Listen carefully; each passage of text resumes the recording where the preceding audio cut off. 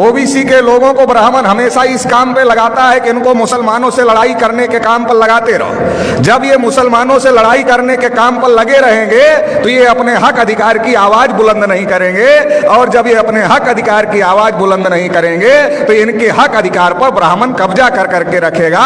आजादी के 72 साल में हमारी गिनती हिंदू के नाम पर करते रहे और हमारे सारे हक अधिकार पर ब्राह्मणों ने कब्जा कर लिया। मुल्क की आजादी के 72 साल में इस देश में जानवरों की गिनती हुई, कुत्तों की गिनती हुई, हिजड़ों की गिनती हुई, मगर जो हम लोग हैं 52% ओबीसी के लोग, हमारी गिनती नहीं हुई।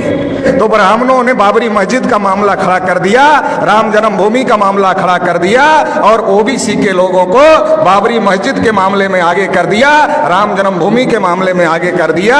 बाबरी मस्जिद गिरा दी गई। और जो ओबीसी की नौकरियां थी, जो 12 करोड़ नौकरियां ओबीसी को मिलने वाली थी, वो ओबीसी को नहीं मिली, उस पर ब्राह्मणों का आज भी कब्जा है।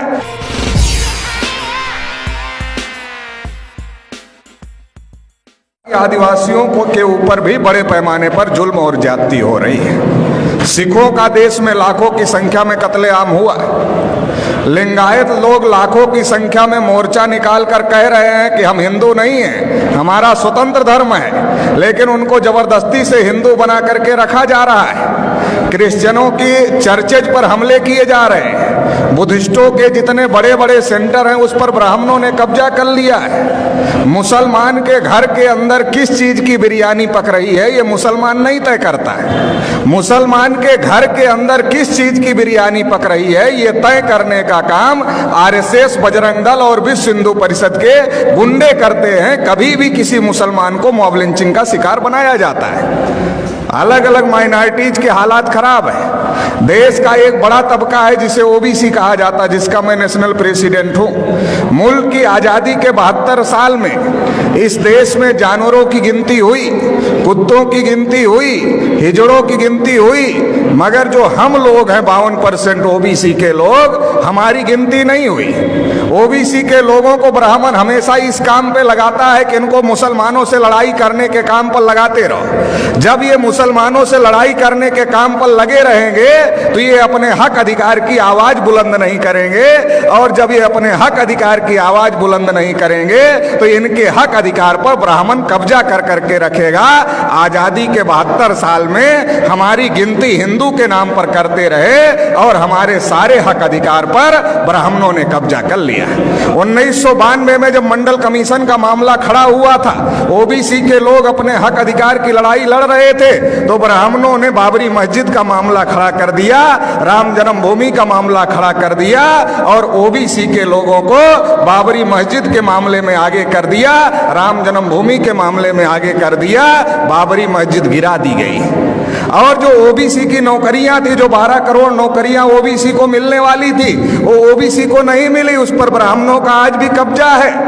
और मुसलमानों की मस्जिद चली गई, मतलब हमारी नौकरियां चली गई, आपकी मस्जिद चली गई, और रिजल्ट आया ब्राह्मणों के फेवर में, मंदिर बन गया। अभी मोदी जी अपने को ओबीसी कहते हैं, मगर उन्होंने ट्रस्ट घोषित किया, ट्रस्ट में एक भी ओबीसी के आदमी को मेंबर नहीं बनाए। जब मुसलमानों से लड़ना है तब हम हिंदू हैं, जब हम अपने हक अधिकार की बात करते हैं तब हम हिंदू नहीं हैं। मुसलमानों से लड़ाने के लिए हमको हिंदू बनाते हैं, और इस देश में हिंदू है कौन? ओबीसी के लोगों को ब्राह्मणों ने हजारों साल से शूद्र बनाकर रखा। पढ़ने लिखने के अधिकार से, धन संपत्ति रखने के अधिकार से, बोलने सुनने के अधिकार से, सभी अधिकार से वंचित करके रखा। लिखा मनुस्मृति में, अगर आंख से ज्ञान देख ले तो आंख में सूजा डाल देना चाहिए, उच्चारण करे तो जीभ काट लेना चाहिए, और अगर कान से ज्ञान का एक शब्द सुन ले तो कान में शीशा पिघला कर डाल देना चाहिए, ये लिखा। शेड्यूल कास्ट के लोगों को अछूत बना के रखा, आदिवासियों को जंगल में रहने के लिए मजबूर किया। तो देश में हिंदू है कौन? ब्राह्मणों ने हमारे ऊपर इतने जुल्म ढाए, हमें अछूत बनाया, हमें शूद्र बनाया, हमें जंगलों में रहने के लिए मजबूर किया। तो हमारा धर्म और ब्राह्मण का धर्म एक नहीं हो सकता। हम हिंदू नहीं है। आप रामायण पढ़ लो, महाभारत पढ़ लो, गीता पढ़ लो, वेद पुराण पढ़ लो, श्रुति स्मृति पढ़ लो, कहीं पर भी हिंदू लिखा हुआ नहीं है, क्योंकि ये हिंदू हिंदी भाषा का शब्द नहीं है, ये हिंदू संस्कृत भाषा का भी शब्द नहीं है, ये पर्शियन भाषा का शब्द है, जिसका अर्थ होता है हारा हुआ, नीच, कायर, काला, चोर, गुलाम। आज भी ब्राह्मण हमको गुलाम कहते हैं। हम गुलाम बनने के लिए तैयार नहीं हैं, और हम हिंदू नहीं हैं, तो फिर हम क्या हैं? हम इस देश के मूल निवासी हैं। और मूल निवासी कौन है? इस देश के शासक हैं, इस देश के राजा हैं। सम्राट अशोक का नाम आपने सुना होगा। अफगानिस्तान तक, रसिया के बॉर्डर तक सम्राट अशोक का राज था। हम लोग उस वंश के लोग हैं। इस बात को हम लोगों को समझने की जरूरत है। भारत के मुसलमान कोई अरब ईरान से आए हुए लोग नहीं हैं, हमारे डीएनए के भाई हैं, हमारे खून के भाई हैं। जब ब्राह्मणों ने हमारे बुजुर्गों पर जुल्म किया, तो हमारे बुजुर्गों ने इंसाफ के मजहब को पसंद किया और इस्लाम को स्वीकार किया।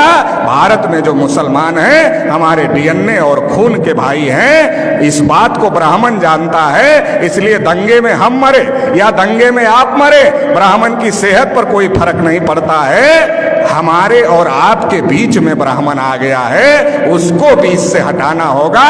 भाई को भाई से गले लगना होगा। ब्राह्मणों ने हजारों साल से हमको मजलूम बना के रखा, 72 साल में मुसलमानों को मजलूम बना दिया है। इसलिए मजलूम को इकट्ठा होना होगा, और जो ब्राह्मणों ने नाइंसाफी का निजाम कायम किया है, इसे ध्वस्त करना होगा और इंसाफ कायम करना होगा। इंसाफ की इस लड़ाई में आप साथ देंगे। इतना ही कहते हुए आपने मुझे सुना, इसके लिए आभार, धन्यवाद। जय मुनि।